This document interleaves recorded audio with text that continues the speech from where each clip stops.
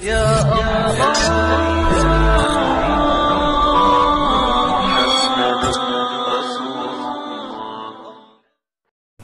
السلام عليكم ورحمة الله وبركاته نحمده ونصلي على رسوله الكريم أما بعد فأعوذ بالله من الشيطان الرجيم بسم الله الرحمن الرحيم يمحق الله الربا ويربي الصدقات والله لا يحب كل كفار أثيم صدق الله العظيم اللهم صل على محمد وعلى آل محمد كما صليت على إبراهيم وعلى آل إبراهيم إنك حميد مجيد اللهم بارك على محمد وعلى آل محمد كما باركت على إبراهيم وعلى آل إبراهيم إنك حميد مجيد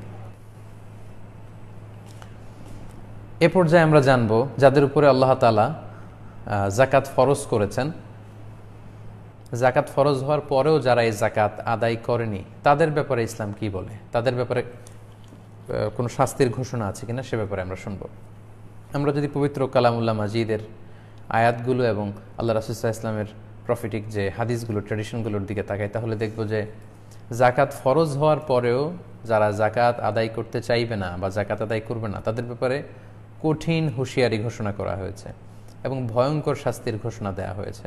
সূরা তাওবার 34 নম্বর আয়াতে আল্লাহ তাআলা এই ব্যাপারে যাকাত যারা আদায় করবে না তাদের শাস্তির ব্যাপারে সুস্পষ্ট ঘোষণা দিয়েছেন। আল্লাহ বলছেন ওয়াল্লাযীনা ইয়াকনিজুনা আয-যাহাবা ওয়াল ফিদ্দাতা ওয়ালা ইউনফিকুনাহা ফি সাবিলিল্লাহি ফাবাশশিরহুম বিআযাবিন আলীম। নবী হে, যারা স্বর্ণ, রৌপ্য, টাকা পয়সা, ব্যাংক ব্যালেন্স এগুলোকে গচ্ছিত করে রাখে, যাকাত ফরজ হওয়ার পরেও যাকাত দেয় না, তাদেরকে আপনি কঠিন আযাবের, কঠিন শাস্তির সুসংবাদ দিন। শাস্তির আসলে সুসংবাদ হয় না, শাস্তির হয় দুঃসংবাদ। কিন্তু এখানে সুসংবাদ বলে আল্লাহ তাআলা শাস্তিটা যে খুব ভয়ঙ্কর হবে এবং যারা আদায় করলো না তারা যে অনেক বড় পাপ কাজ করলো এই বিষয়টা বোঝানোর জন্য বললেন তাদেরকে সুসংবাদ দেন যে এমন কঠিন শাস্তি দেয়া হবে যেটা তারা কল্পনাও করতে পারবে না। ইয়াউমা ইউহমা আলাইহা ফি নারি জাহান্নাম ফাতুকুয়া বিহা জিবাহুহুম ওয়া জুনুবুহুম ওয়া যুহুরুহুম হাযা মা কানাসতুম লিআনফুসিকুম ফাযুকু মা কুনতুম তাকনিজুন। তারপরের আয়াতেই সূরা তাওবার 35 নম্বর আয়াতে আল্লাহ বললেন সেদিন যে সম্পদগুলো তারা জমিয়ে রেখেছিল এগুলোকে আগুনে পোড়ানো হবে, আগুনে পুড়িয়ে এগুলো দিয়ে যারা যাকাত দেয়নি তাদের কপালে দগ্ধ করা হবে, তাদের পাজরে দুই পাশে দগ্ধ করা হবে, তাদের পিঠে ছেঁকা দেওয়া হবে।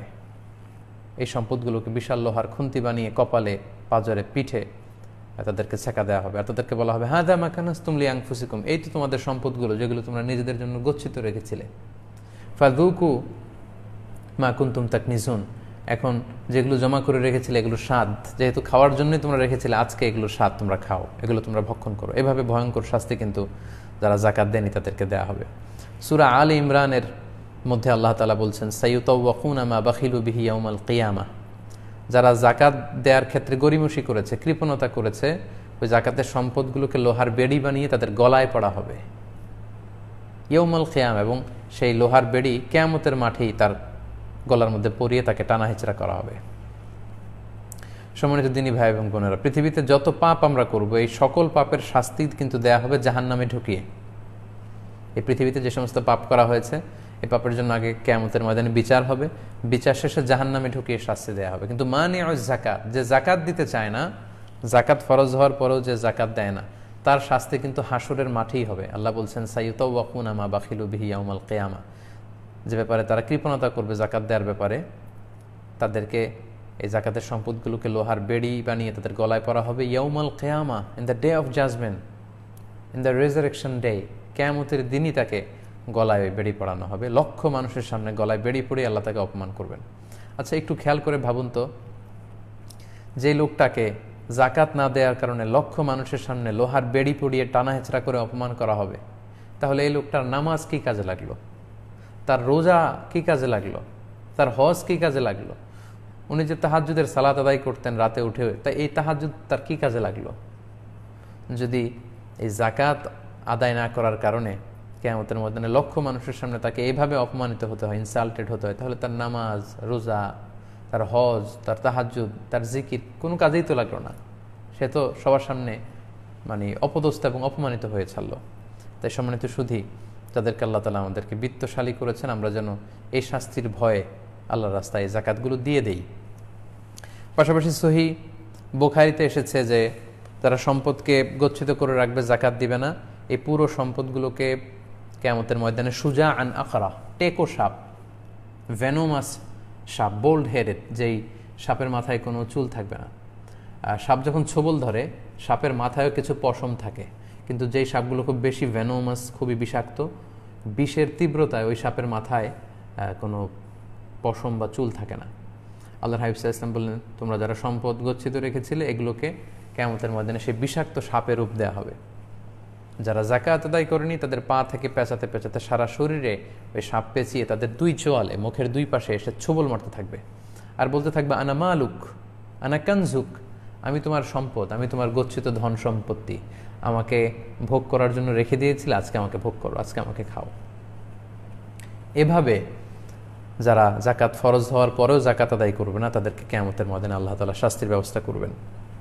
আমরা এই পৃথিবীতেও যদি একটু খেয়াল করি তাহলে কারুনের ঘটনাকে আমরা ঐতিহাসিকভাবে এখানে উপস্থাপনা করতে পারি। কারুন ছিল বনি ইসরায়েলের সবচাইতে ধনাঢ্য ব্যক্তিদের একজন, এবং তিনি ছিলেন সম্পর্কের দিক থেকে মুসা আলাইহিস সালামের কাজিন, চাচাতো ভাই। তো মুসা আলাইহিস সালাম কারুনকে অনেকবার জাকাতের আদেশ করেছে যে কারণ তুমি, আল্লাহ তাআলা এই সম্পদ তোমাকে দিয়েছে, তুমি জাকাত দাও। কিন্তু কারুন অস্বীকার করে বলল, ইন্নামা উতীতুহু আলা ইলমিন ইনদি, আমি আমার বুদ্ধি, বিবেচনা, জ্ঞান আর ইন্টেলেক্টকে কাজে লাগিয়ে এই সম্পদ উপার্জন করেছি, আমি কোনো জাকাত টাকাতে এগুলো কিছু দিব না। মুসা আলাইহিস সালাম বারবার রিমাইন্ডার দেওয়ার পরেও যখন সে শুনেনি, তখন মুসা আলাইহিস সালাম কারণকে বলল, তাহলে তুমি আল্লাহর পক্ষ থেকে আযাবের অপেক্ষায় থাকো। ঠিকই আল্লাহ তাআলা আযাব পাঠালেন। আল্লাহ বললেন, ফাখাসাফনা বিহি ওয়া বিদারিহিল আরদ, সূরা কাসাস আজও সাক্ষী। আল্লাহ বলছেন, ফাখাসাফনা বিহি ওয়া বিদারিহিল আরদ ওয়া মা কানা লাহু মিন ফিআতি ইয়ানসুরুনাহু মিন দুনিল্লাহ ওয়া মা কানা মিনাল মুনতাসিরিন, আমি কারুনকে তার সমুদয় সম্পদ সহ জামিনে দাবিয়ে দিলাম। এবং সহিহ বুখারীতে এসেছে যে কারুন তার সব সম্পদ সহ প্রতিদিন 1 বিঘত করে আন্ডারগ্রাউন্ডে যেতেই থাকবে up to the day of judgement, কিয়ামত পর্যন্ত সে নিচের দিকে যেতেই থাকবে। এবং আমি স্বচক্ষে এই কারণের এই ধ্বংসাবশেষ, এই জায়গায়, ভয়ঙ্কর জায়গায়, এই লোকেশন আমি দেখে এসেছি।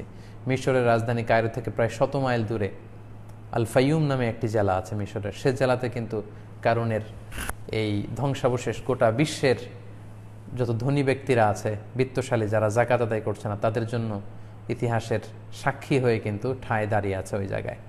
তাই এগুলো যদি আমরা খেয়াল করি তাহলে দেখব যে কতটা ভয়ঙ্কর শাস্তির ঘোষণা আল্লাহ তাআলা দুনিয়াতেও তো কারণের শাস্তির মাধ্যমে আমাদেরকে চাক্ষুষ দেখালেন, পাশাপাশি আখিরাতে এই ভয়ঙ্কর শাস্তিগুলো কিন্তু আল্লাহ তাআলা আমাদের জন্য জমা রেখেছেন। সম্মানিত সুধী, আমরা যে জাকাত, আমাদের ফরজ হলে আমরা যে জাকাত আদায় করব, আমরা চাইলে যে কাউকে এবং যে কোনো খাতে কিন্তু আমরা এই জাকাতের টাকা দিতে পারি না। জাকাত প্রদানের বা বন্টনের সুস্পষ্ট সুনির্ধারিত, কোরআন কর্তৃক সুনির্ধারিত কিছু খাত রয়েছে, এবং এই খাতগুলোর সংখ্যা হচ্ছে 8টি। আমরা এখন জাকাত আদায়ের এই খাতের ব্যাপারে শুনব। সূরাতুত তাওবার 60 নম্বর আয়াতে আল্লাহ খুব সুস্পষ্টভাবে জাকাত আদায়ের খাতগুলো বর্ণনা করেছেন। আল্লাহ বলছেন, ইন্নামা সাদাকাতু লিল ফুকারাই ওয়াল মাসাকিনি ওয়াল আমিলিনা আলাইহা ওয়াল মুআল্লাফাতি কুলুবুহুম ওয়া ফির রিকাবি ওয়াল গারিমিনা ওয়া ফি সাবিলিল্লাহি ওয়া ইবনিস সাবিল ফরিদাতাম মিনাল্লাহ ওয়াল্লাহু আলিমুন হাকিম। আল্লাহ তাআলা বলছেন যে জাকাত সবাইকে দেয়া যাবে না, জাকাত 8টি খাতে দেয়া যাবে কেবলমাত্র। সে 8টি খাতের প্রথম খাতটি কি? প্রথম খাত হচ্ছে ইন্নামা সাদাকাতু লিল ফুকারা, জাকাত ফকিরদেরকে দেয়া যাবে 1 নম্বর। 2 নম্বর হচ্ছে ওয়াল মাসাকিন, মিসকিনদেরকে দেয়া যাবে। ফকির এবং মিসকিন এরাই হচ্ছে জাকাত দেওয়ার প্রাইমারি খাত, এরাই মূলত বেশি হকদার, ফকির এবং মিসকিন, এদেরকে জাকাত দিতে হবে। এখন ফকির এবং মিসকিন কারা? ইমাম আল আযম আবু হানিফার মতে, ইমাম আযম আবু হানিফা রাহিমাহুল্লাহ, ওনার মতে ফকির হচ্ছে মান লাহু শাই, যার সামান্য কিছু আছে কিন্তু এতে তার চলে না, তারা হচ্ছে ফকির। আর মিসকিন হচ্ছে মান লাইসা লাহু শাই, যার কিছুই নাই, একেবারে নিঃস্ব, কোনো কিছুই নাই। তাহলে এই ফকির এবং মিসকিন তাদেরকে আমরা জাকাত দিতে পারবো। তাহলে আমরা ইমাম আল আযম আবু হানিফা রাহিমাহুল্লাহর ভাষ্য অনুযায়ী জানতে পারলাম ফকির হচ্ছে মান লাহু শাই, যার সামান্য কিছু আছে কিন্তু এটা দিয়ে তার চলে না, তার যে বেসিক নিডস এগুলো কিন্তু সে ফুলফিল করতে পারে না, যেমন তার অন্ন, বস্ত্র, বাসস্থান, চিকিৎসা, শিক্ষা, এই যে বেসিক নিডস আছে একজন মানুষের অ্যাজ এ হিউম্যান বিং, এগুলো আমাদের বেসিক নিডস। তো ফকির হচ্ছে যার সামান্য কিছু আছে কিন্তু তার খাবারের টাকা পুরোপুরি হয় না, তার থাকার মতো ভালো কোনো ঘর নেই, তার চিকিৎসার জন্য টাকা নেই, তার গায়ে দেওয়ার মতো ভালো জামা নেই, কিংবা তার ছেলে মেয়ে পড়াশোনা করবে সেজন্য তার পর্যাপ্ত টাকা পয়সা নেই, এই জাতীয় লোক তারা হচ্ছে ফাকির, সামান্য কিছু আছে কিন্তু তার চলে না, তাদেরকে আমরা জাকাত দিতে পারবো। 2 নম্বর হচ্ছে মিসকিন, যার কিছুই নেই, একেবারে নিঃস্ব। রাস্তায় আমরা দেখি ভব ঘুরে মানুষের কাছে চেয়ে বেড়ায়, ঘর নেই, বাড়ি নেই, কিচ্ছু নেই, ছন্ন ছাড়া, সুবিধাবঞ্চিত মানুষ, পথ শিশু, এরা হচ্ছে মিসকিন, এদেরকে আমরা দিতে পারবো। 3 নম্বর হচ্ছে ওয়াল আমিলিন আলাইহা। আমিলিন মানে হচ্ছে যারা জাকাত ম্যানেজমেন্ট সেন্টারে জব করবে, অর্থাৎ জাকাত উত্তোলনের জন্য, যেহেতু ইসলামী সিস্টেম হচ্ছে যে রাষ্ট্রীয়ভাবে মুসলিম দেশে জাকাত কালেক্ট করা হবে এবং ডিস্ট্রিবিউশন করা হবে, তো এই কালেকশনের কাজে যারা কালেক্টর থাকবে, যারা সুপারভাইজার থাকবে, যারা এই জাকাত ম্যানেজমেন্টের এই কর্মকাণ্ডের যারা স্টাফ থাকবে, তাদেরকে আল্লাহ তাআলা জাকাতের অর্থ থেকে তাদেরকে স্যালারি দেওয়ার অনুমতি দিয়েছেন, যদিও তারা ধনী হয়ে থাকে, যদিও তারা ব্যক্তিগতভাবে ধনী হয়ে থাকে, কিন্তু জাকাত উত্তোলন, জাকাত বিতরণ, এই সমস্ত কাজে যে সমস্ত স্টাফ বা কর্মীরা নিয়োজিত, তাদের স্যালারিটা জাকাতের অর্থ থেকে দেয়া যাবে। 4 নম্বর হচ্ছে ওয়াল মুআল্লাফাতু কুলুবুহুম, বিধর্মী নন মুসলিম যারা, তাদের চিত্ত আকর্ষণের জন্য, ইসলামের প্রতি তাদের মন একটু ঝুঁকে যাবে, তাদের চিত্ত আকর্ষণের জন্য বা ইসলামের প্রতি তাদের হৃদয়ে ভালোবাসা জাগবে, এজন্য জাকাতের অর্থ থেকে তাদেরকে দেয়া যাবে। তো এই মুআল্লাফাতু কুলুবুহুম, এই বিধানটা আসলে, এই হুকুমটা এখন আর বলবৎ নেই, কারণ এটা আল্লাহ রাসূল সাল্লাল্লাহু আলাইহি ওয়াসাল্লামের সময়কালের জন্য ছিল। তখন মুসলমানদের কিছুটা দুর্দশাগ্রস্ত সময় ছিল, তাই অমুসলিমদের মধ্য থেকে কাউকে যদি জাকাতের টাকা দিয়ে ইসলামের প্রতি আকৃষ্ট করা যায়, এজন্য আল্লাহ তাআলা এই বিধানটি দিয়েছেন। কিন্তু পরবর্তীতে যখন ইসলামকে আল্লাহ তাআলা সম্মানিত করেছেন, আযাল্লাহু তাআলা বিনিআমাতিহি আল ইসলাম, তখন কিন্তু এই বিধানটি আর বলবৎ নেই। তাই মেজরিটি স্কলারদের মতে, জুমহুরুল ফুকাহাদের মতে, মুআল্লাফাতু কুলুবুহুম এই বিধানটি আর এখন বলবৎ নেই। কোনো নন মুসলিমকে সাধারণত জাকাতের টাকা দেওয়া যায় না। মেজরিটি ফুকাহাদের এটাই মতামত যে জাকাতের টাকা অমুসলিমদেরকে দেওয়া যাবে না।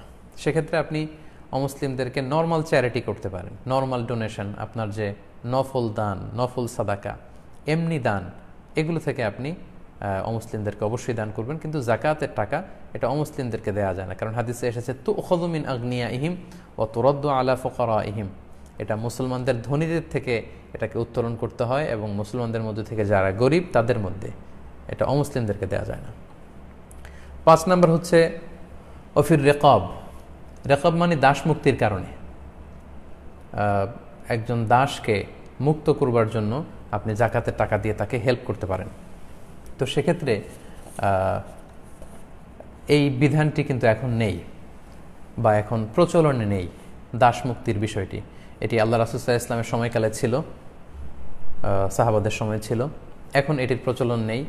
আবার যখন ইমাম মাহদী আলাইহি রহমা উনি যখন আসবেন, ঈসা আলাইহিস সালাম যখন আসবেন, আবার সেই যুদ্ধ বিগ্রহের সময়কালে আবার সেই দাসের প্রথাটি আসবে। তো দাস মুক্তির ক্ষেত্রে জাকাতের টাকা দিয়ে হেল্প করা যাবে। এখন যেহেতু দাস মুক্তির এই বিধানটি নেই, স্কলাররা বলেছেন এক্ষেত্রে প্রিজনারদেরকে হেল্প করা যাবে, অর্থাৎ যারা অন্যায়ভাবে জেলে বন্দী, তাদের মুক্তির জন্য জাকাতের অর্থ থেকে টাকা ব্যয় করা যাবে। মুসলমানদের মধ্যে থেকে যারা জেলে বন্দী অন্যায়ভাবে, তাদেরকে, কিংবা কাউকে কিডন্যাপ করা হয়েছে অথবা অন্যায়ভাবে গুম করা হয়েছে, গুম করে এখন টাকা দাবি করা হচ্ছে, তো তার লাইফকে বাঁচানোর জন্য এরকম কিডন্যাপড বা গুম করা হয়েছে, এই জাতীয় ডিসঅ্যাপিয়ার্ড হয়েছে, খুঁজে পাওয়া যাচ্ছে না, পরে জানা গেল, ফোন করে বলা হচ্ছে যে কোনো দস্যু দল বা ডাকাত তাকে ধরে নিয়েছে কিডন্যাপাররা, এবং এত টাকা দিলে অমুক ব্যাংকে এত টাকা অ্যাকাউন্টে পাঠালে তাকে ছেড়ে দেওয়া হবে। এরকম বিপদগ্রস্ত যদি কেউ থাকে, সেটাও অফির রেকাবের আওতায় পড়বে। আমরা এই জাতীয় ভিকটিমদেরকেও জাকাতের টাকা দিয়ে হেল্প করতে পারি। এরপর হচ্ছে অফিস সাবিলিল্লাহ। 7 নম্বর হচ্ছে অফিস সাবিলিল্লাহ, মানে আল্লাহর রাস্তায়। এটা আসলে ব্যাপক বিষয়, তবে মেজরিটি স্কলারদের মতামত হচ্ছে অফিস সাবিলিল্লাহর দ্বারা উদ্দেশ্য হচ্ছে যারা আল্লাহর রাস্তায় জেহাদে আছে, আল্লাহর জামিনে আল্লাহর দ্বীনকে লিইলাই কালিমাতিল্লাহ, মানব রচিত সমস্ত মতবাদের উপরে আল্লাহর জামিনে আল্লাহর দ্বীনকে বাস্তবায়নের জন্য যারা সশস্ত্র সংগ্রাম করছে, এরকম মুজাহিদিনদেরকে সংগ্রামের জন্য যারা আল্লাহর রাস্তায় আছে, এরকম মুজাহিদদেরকে জাকাতের টাকা দিয়ে তাদেরকে সাহায্য সহযোগিতা করা যাবে। এটা হচ্ছে মূল অর্থ অফিস সাবিলিল্লাহ। এছাড়াও অনেক স্কলাররা এটাকে আমভাবে নিয়েছেন, অর্থাৎ যে কোনোভাবে ইসলাম যেখানে বিপন্ন সেখানে ইসলামকে বিজয়ী করবার জন্য যে কোনো সেক্টরে এটাকে আমভাবে ফি সাবিলিল্লাহ ধরে সেখানেও কিন্তু জাকাতের টাকা দেওয়া যাবে বলে অনেকে বলেছেন। এবং বিশেষ করে আমাদের বাংলাদেশে যে সমস্ত কওমি মাদ্রাসাগুলো আছে বা অনেক আলিয়া মাদ্রাসা কিংবা অনেক হেফজখানা যেখানে অনেক ছাত্ররা এতিম ছাত্ররা পড়ে, তো তারাও কিন্তু ফি সাবিলিল্লাহ আল্লাহর রাস্তায় তারা তাদের জীবনকে ডেডিকেট করছে। তাদের অনেকের হয়তো আর্থিক সঙ্গতি নেই